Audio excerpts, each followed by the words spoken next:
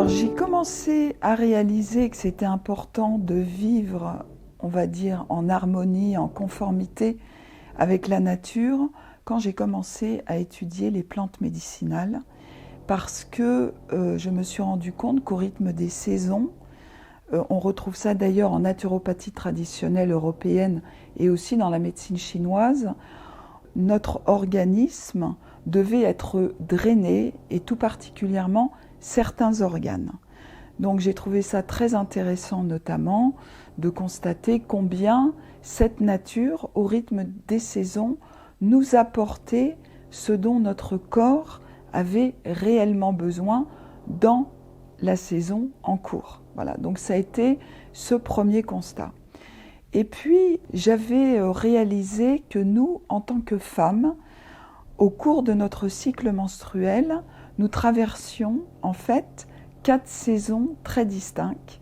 On vivait un peu une valse que nous imposait une danse, que nous imposaient ces hormones, et que au cours de ce cycle menstruel, donc qui commence avec une période préovulatoire, on vivait un printemps intérieur. Après, au moment de la période ovulatoire, on vivait un été intérieur, puis au moment de la période prémenstruelle, un automne intérieur, et après, au moment de la période menstruelle, donc des saignements de la femme, on vivait un hiver intérieur. Et j'ai trouvé ça absolument incroyable que nous, en tant que femmes, on portait, il y avait une signature d'une complétude innée qui nous faisait traverser ces 4 saisons intérieures au cours d'un mois. Donc ça veut dire que en tant que femme, on est sans arrêt soumis à travers ces 4 saisons à ce processus de vie, mort, vie. C'est en fait de se dire que on va stimuler cet organisme au rythme des saisons. On va stimuler notre organisme et ça veut dire que, par exemple, notamment, quelle est la plante qu'on trouve au printemps et qui va faire justement, qui va drainer notre foie, c'est le pissenlit. C'est-à-dire que cette racine du pissenlit, qu'on va prendre par exemple sous la forme d'un extrait hydroalcoolique, ça va à la fois nous nettoyer le sang, ça va nettoyer notre foie déjà. Après, une fois que le foie est nettoyé, ça va dans le sang, donc c'est une plante qui est aussi dépurative. Et après, ça va dans nos urines pour que ça puisse être évacué de l'organisme. Et c'est aussi une plante diurétique. Donc, finalement, cette nature nous apporte toujours ce dont on a besoin au rythme des saisons. Alors pourquoi est-ce qu'on va travailler le foie au printemps? C'est parce que pendant l'hiver, on a eu une vie un petit peu plus sédentaire, on a pris des choses, une alimentation qui tenait un peu plus au corps, et donc puisque on a vraiment besoin de nettoyer le foie. Et en fait, c'est comme si aussi chaque saison favorisait la suivante. C'est-à-dire que au printemps, vous allez préparer l'été et à l'automne, vous allez préparer l'hiver. D'abord, ce processus, bien sûr, on va dire cette complétude innée que l'on porte en tant que femme. Après, les hommes la portent aussi, mais elle va plus se faire au rythme des saisons pour eux. Alors que nous, on la porte à la fois au rythme des saisons, mais on la porte aussi au rythme de notre cycle menstruel. Donc je veux dire, c'est presque... on l'a doublement. Donc je pense que finalement, c'est à travers l'âge qu'on vient finalement mettre du sens à ce temps cyclique que l'on porte d'une façon innée et naturelle. Et c'est pour ça que je trouve très intéressant dans les différentes spiritualités, et notamment les spiritualités amérindiennes que j'ai étudiées, de donner autant de place à la femme âgée. Parce que justement, cette femme âgée, elle a intégré à la fois tout ce processus de vie, mort-vie au rythme des saisons, et aussi au rythme des saisons qu'elle porte à l'intérieur d'elle. Et donc, l'intérêt, justement, c'est de pouvoir vivre en conformité à la fois avec ce processus intérieur, mais aussi ce processus extérieur. C'est-à-dire que finalement, on traverse le temps avec l'âge, mais aussi ce temps nous traverse. Et cette sagesse, on va dire, qu'on va pouvoir mettre en place à la fois à l'intérieur de nous et à l'extérieur de nous, je l'ai aussi rencontrée donc à travers cette médecine chinoise qui nous demande de nous mettre en conformité avec les cycles naturels, et aussi à travers la roue de médecine.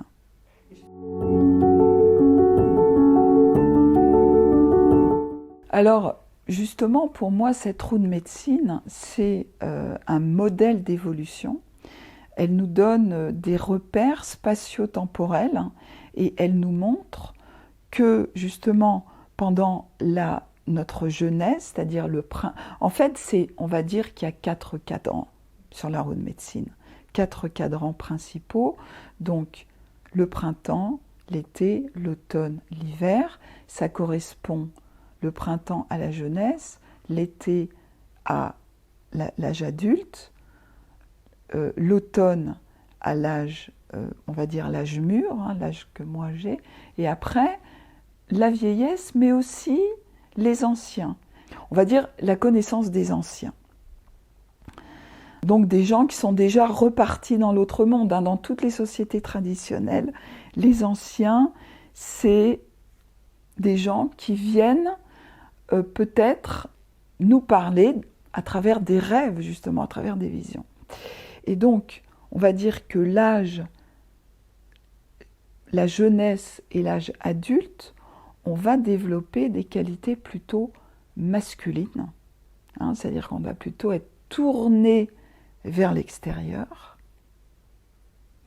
Et pendant l'automne et l'hiver de notre vie, arrive justement ce temps de l'intériorité et ce temps de l'introspection où justement pendant l'automne de notre vie, on va garder, on va s'accorder plus de temps seul et on va justement être dans cette période du discernement, de voir aussi qu'est-ce qui nous reste encore à réaliser d'important. Finalement, pendant l'âge adulte, nos objectifs de vie se sont dessinés.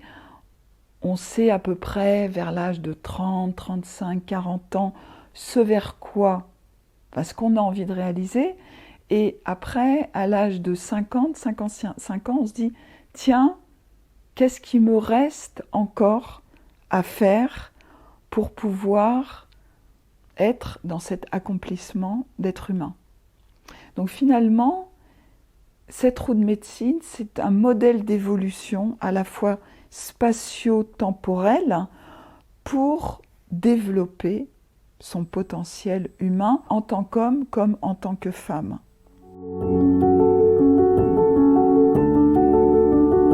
Alors, le lien avec la guérison de la Terre, ça voudrait dire que finalement, qu'on soit homme ou qu'on soit femme, c'est important pendant cet hiver extérieur, qu'on soit homme ou qu'on soit femme, d'aller dans ce féminin profond et de vraiment se mettre à l'écoute de ce que cette voix intérieure nous dit pour pouvoir aller poser l'acte juste dans le masculin et dans l'été extérieur. C'est-à-dire, pour moi, c'est vraiment être dans cette cohérence. C'est-à-dire que y a je ne me souviens plus de son nom, mais c'était un homme indigène. Je pense qu'il était d'origine sud-américaine, bien qu'il parle anglais. Et ce sage amérindien, il disait « Je voyage à travers le monde et beaucoup de personnes me disent « Qu'est-ce que je peux faire pour la Terre ?» Et il disait « Mais avant de savoir ce que vous pouvez faire, sachez qui vous pouvez être pour la Terre, parce que c'est seulement si vous n'allez être dans l'action juste que si cette action est vraiment ancrée en qui vous êtes vraiment et qu'il y aura une réelle cohérence entre ce que vous avez envie de faire et ce que vous sentez juste de faire. Donc il y ait cette notion de congruence entre qui je suis et ce que je vais réaliser pour la Terre. Et je pense que c'est ce que disent beaucoup de personnes finalement, des anciens, enfin toutes ces femmes médecines que moi je fais venir des États-Unis. Évidemment, elles sont plus dans cette spiritualité féminine, donc elles parlent aux femmes, mais c'est ça ce qu'elles sont en train de dire aux femmes, c'est mettez-vous en action, guérissez ce masculin, vous allez pouvoir fertiliser, vous allez pouvoir mettre en place un féminin fertile à l'aide d'un masculin guéri parce qu'il aura été vraiment ancré dans ce qui est vraiment juste pour vous de manifester pour la Terre. Le respect de l'environnement, ça commence par un respect de soi-même. Donc déjà, respect de soi-même, ça veut dire avoir une bonne hygiène de vie. Ça veut dire aussi un bon accueil de ses émotions. Se dire, qu'est-ce que c'est? Qu'est-ce que je suis en train de vivre là? C'est quoi? C'est justement cette intériorité. C'est aussi, justement, au rythme des saisons, drainer les organes de la saison en cours. Bon, c'est difficile de vous en parler, mais c'est ce dont je parle justement dans ce livre que j'ai écrit, Les sagesses du cercle. C'est comment cet aspect cyclique de la nature, cet aspect cyclique de l'existence nous ramène à respecter la vie et le vivant. Or, nous, les femmes, en étant porteuses de vie, on est sans doute plus à même aussi à prendre ce rôle de respect de la vie, de la terre et du vivant. Et c'est pour ça qu'il y a tout un... Alors, ça a commencé déjà aux États-Unis dans les années 70, mais cet écoféminisme qui ressurgit, et ces femmes qui sont en train de sentir l'état catastrophique de la Terre et de prendre justement ce rôle. Et comment est-ce qu'on va guérir la Terre si déjà on n'a pas compris comment on peut le faire déjà pour nous, pour notre famille, et puis aussi ce collectif. Voilà, c'est... Et je pense que c'est un des rôles principaux de la femme.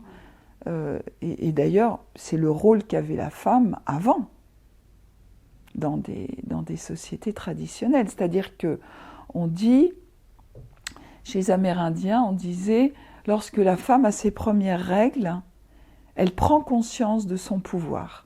Ce pouvoir, c'est celui de donner la vie. Et pendant toutes ces années cycliques, elle le pratique. C'est-à-dire que justement, pendant ces années cycliques, soit elle a des enfants, soit justement les qualités inhérentes à chaque saison intérieure qui la traverse, elle le pratique. C'est-à-dire que lorsque, par exemple, vous passez votre printemps intérieur, vous êtes capable de planifier. Après, vous êtes capable de mettre en place des choses. Après, vous êtes capable, pendant votre automne intérieur, d'aller dans cette force de l'introspection, de regarder en vous voilà, ce que vous venez de réaliser, de peut-être réajuster ce qui a été mal fait, de vous dire « Ah oui, ça a marché ». Vous voyez, c'est d'aller dans les détails. Autant dans le printemps intérieur, vous planifiez. Après, vous êtes dans cette capacité d'aller dans les détails, hein, d'être dans le discernement. Et après, comme je vous le disais, dans ce féminin profond, hein, pendant la période de vos règles, vous êtes capable d'infuser l'expérience acquise pour la transformer en sagesse et aussi, chez la femme, recevoir une vision. Hein.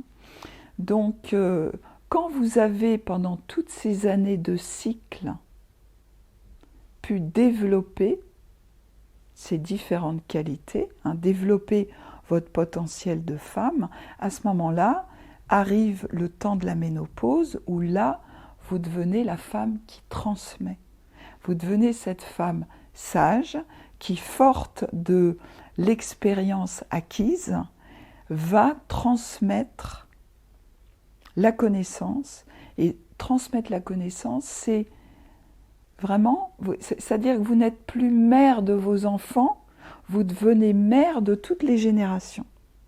Et vous êtes là pour faire respecter les lois naturelles.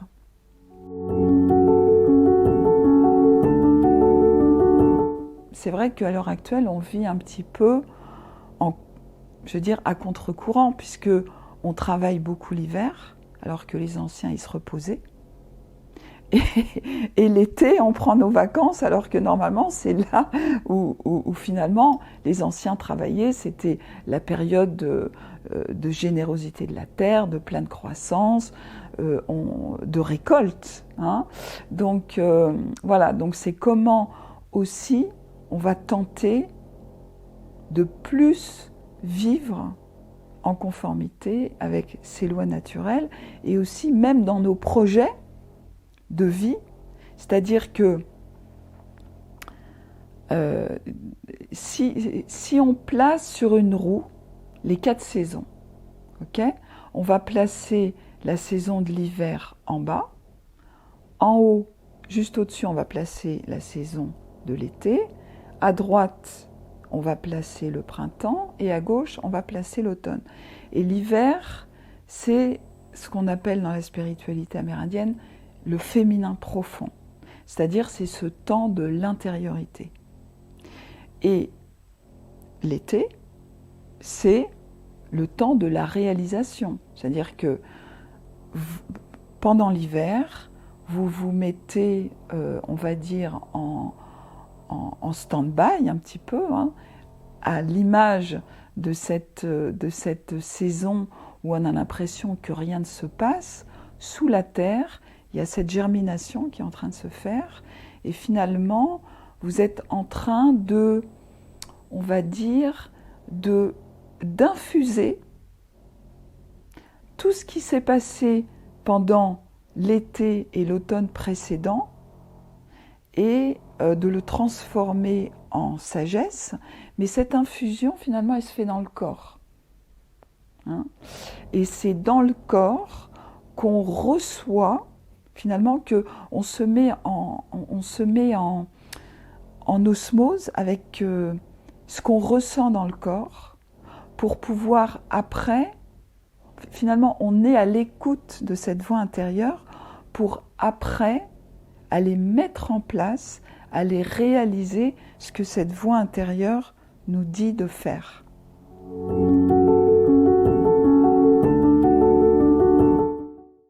J'ai eu la chance, à l'âge de 25 ans, de partir vivre en Andalousie, où là j'ai vécu pendant 5 ans. Okay, donc de 25 à 30 ans.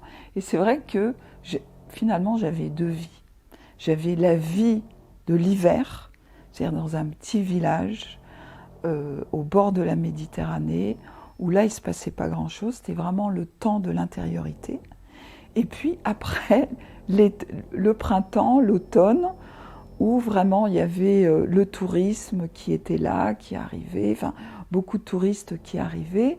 Et là, j'avais vraiment la sensation de vivre de vie, d'autant plus que ma vie professionnelle, puisque je faisais de l'immobilier, il n'y avait pas grand-chose qui se passait l'hiver. Et après, l'été, c'était le moment où il y avait beaucoup de choses qui se mettaient en place. Donc déjà, j'ai ressenti ça, ces deux vies. On peut dire ce féminin, où on est plutôt en train de manifester des qualités intérieures, et après le masculin, où là vous avez des objectifs à atteindre, où vous avez des choses à réaliser, et là vous manifestez ces qualités-là, et vous êtes dans la réalisation. Donc c'est à ce moment-là. Et puis en plus, je pense que autant moi j'ai habité en ville pas mal de temps, et c'est vrai qu'à Paris, on a moins conscience de ce cycle saisonnier, parce que tout est toujours un petit peu gris. Et c'est vrai qu'en Andalousie, je l'ai d'autant plus ressenti que les étés sont vraiment très très chauds, avec des hivers un petit peu plus pluvieux. Quand on a vécu en Méditerranée, moi j'ai eu la chance de vivre une 15aine d'années en Méditerranée. C'est vrai que il y a vraiment le temps de l'intériorité. D'ailleurs, Krishnamurti disait, ce grand libre penseur indien, il disait « l'Inde ne serait pas un pays aussi spirituel s'il n'y avait pas la mousson ». C'est-à-dire que les gens sont obligés de rester chez eux, et donc rester chez eux, c'est aller en soi, dans son intériorité. Donc ça, j'ai vraiment, à ce moment-là, à l'âge de 25 et 30 ans, je pense que aussi, puis en plus c'est là où j'ai commencé à pratiquer le yoga, donc j'ai vraiment compris ce que c'était que ce lien au sacré finalement. Il y a eu d'abord cette rencontre avec le yoga, c'est-à-dire que moi je viens d'une famille plutôt très traditionnelle catholique, et puis pendant la période, on va dire, où j'ai été adolescente, étudiante, etc., j'ai plutôt laissé la religion de côté. Et après, justement en Andalousie, quand j'ai connu le yoga, là, il y a la spiritualité qui s'est imposée à moi.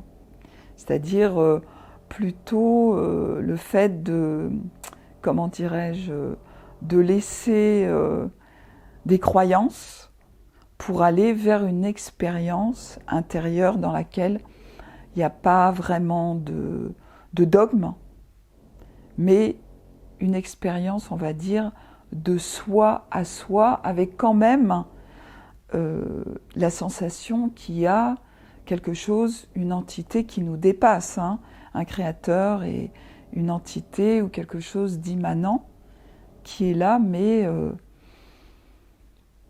sans vraiment d'obligation de résultat, je dirais, de ce soi à soi, avec ce désir de se connaître et aussi quand même d'évoluer, de devenir une meilleure personne, ou une personne plus consciente, on va dire.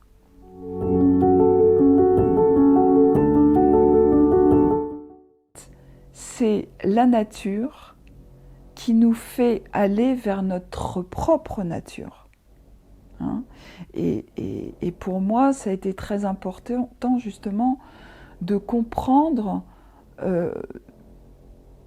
ma nature de femme, et de voir combien, justement, alors je portais ces différentes saisons en moi, mais aussi comment j'allais pouvoir développer des qualités au rythme de mes saisons intérieures. Et combien ces saisons extérieures, j'allais pouvoir me les approprier pour pouvoir développer mon potentiel de femme. Moi, je sais que la marche solitaire, ça a été... Je veux dire, moi j'avais une amie qui disait je vais pas à la messe parce que moi, c'est mon temple, c'est la nature. Et pour moi, c'est totalement ça. C'est-à-dire, si j'ai vraiment un souci ou si j'ai vraiment quelque chose qui me taraude, pour moi, c'est vraiment la marche en pleine nature. Euh, et si je passe trop de temps à Paris, je sais que ma vraie médecine, ce qu'on appelle médecine dans ces traditions ancestrales, c'est ce qui va vous aider à vous faire sentir bien physiquement et aussi psychologiquement, spirituellement. Et pour moi, je dirais que ma vraie médecine, alors c'est la marche le long de la mer. C'est vrai qu'enfant, j'ai passé beaucoup de temps à la campagne. Je me souviens toujours de ma mère nous disant « Allez les enfants, à la fin du repas, allez prendre votre dessert dehors ». Et c'est vrai d'aller prendre ces cerises, à même le cerisier, ces fraises qui avaient été chauffées par le soleil, ces pêches aussi qui étaient si juteuses, les framboises, les groseilles, toute cette confiture qu'on pouvait faire aussi, toute cette sensorialité aussi, qui était extraordinaire. Donc pour moi, j'ai eu la chance de vivre ça et aussi de passer le mois de juillet chez mes grands-parents au bord de la mer en Bretagne, où on arrivait le début juillet, on enlevait nos chaussures et on les remettait le 31 juillet parce qu'on partait, on était tout le temps pieds nus.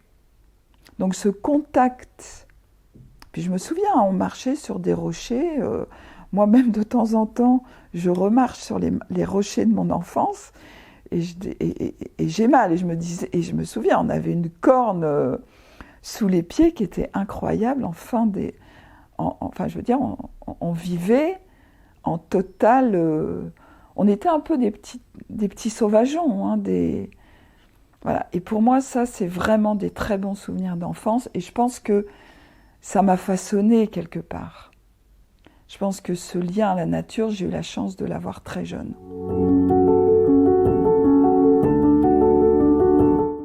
J'ai de la chance d'avoir comme modèle des femmes que je fais venir des États-Unis, c'est des femmes de plus de 70 ans. Et elles ne me font pas peur de vieillir parce qu'elles ont une telle jeunesse en elles que c'est absolument incroyable. Et finalement, en tant que femme, c'est ça que j'ai trouvé assez incroyable, c'est que on peut justement, pendant nos règles, faire appel à cette femme âgée en nous et sage qui vient nous parler. Et en tant que femme âgée ou plus âgée, on peut aussi continuer à faire appel à cette femme jeune qui existe encore en nous. Donc finalement, on peut tout le temps être en lien avec cette jeune fille et cette femme sage qu'on porte en nous, en tant que femme.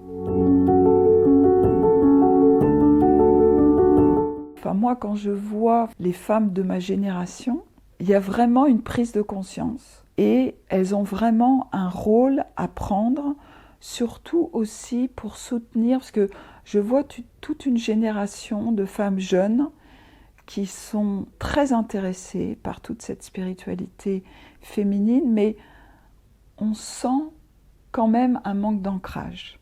Et je pense que les femmes de ma génération, elles sont là pour être ce socle, pour aider les plus jeunes à justement continuer à développer en elles ces qualités pour pouvoir après devenir ces femmes sages. Je pense qu'il faut la vie. Il faut la vie pour finalement actualiser ces potentialités, cette complétude innée que la femme porte en elle et pouvoir justement la développer et ensuite la transmettre. C'est très récemment que je prends mon rôle d'aînée. Et c'est peut-être ça aussi, une des choses que j'ai envie de transmettre aux femmes, c'est n'ayez pas peur de vieillir. Tout à l'heure, quand je disais qu'on manifeste surtout des qualités masculines, ça correspond finalement à la jeunesse et aussi à l'âge adulte. Et finalement, toutes ces qualités féminines, ça veut dire que aussi, on ne valorise pas l'expérience des hommes comme des femmes. Hein. C'est comme si notre société nous faisait constamment aller vers le masculin et le féminin qui est voilà, la valeur de l'expérience, de l'acquisition de connaissances. On ne le valorise pas. Or, c'est ça, moi, j'ai vraiment l'impression de dire, j'ai envie de dire aux femmes, bien sûr, puisque je suis une femme, je peux ne parler qu'aux femmes, mais je le dis aussi aux hommes, c'est réaliser, prenez conscience, validez l'expérience que vous avez acquise et n'ayez pas peur de vieillir et prenez ce pouvoir de femme en main et transmettez toute la sagesse que vous avez pu acquérir durant votre vie. Moi, je pense que mon travail à l'heure actuelle, c'est de montrer aux femmes comment elles peuvent développer leur potentiel, comment elles peuvent vraiment aller vers cette action juste, hein, et parce que c'est ça ce que les Amérindiens appellent le pouvoir personnel. C'est être à l'écoute de vraiment qui on est pour pouvoir mettre en place ce qui correspond à notre nature intrinsèque, hein, à qui on est vraiment, et puis dire aux femmes, vous portez vraiment, vous avez vraiment un rôle à jouer. Alors moi, je sais que c'est mon rôle. Après, chacune va avoir un rôle. C'est-à-dire, c'est vraiment, soyez à l'écoute de votre propre maître intérieur. Et surtout, je dirais, votre maître, c'est souvent votre cœur.